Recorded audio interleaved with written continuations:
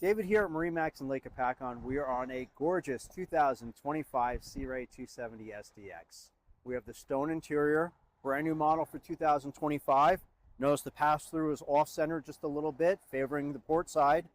We have our windshield, our bow door, storage, stereo, glove box, flip-up bolsters. New for 2025 is a centerline head compartment. Door opens up, top slides back. Very large head compartment for an adult to get in there with tons of storage. That is a pump out porta potty head. This will latch down, close this for privacy. As we move up on the helm, we have dual SIMRAD screens, tilt steering, all of our switches, digital throttle, digital shift, wireless charger, subwoofer, stereo, power water sports tower above my head. As I move aft into the cockpit, you can see there's plenty of wraparound seating.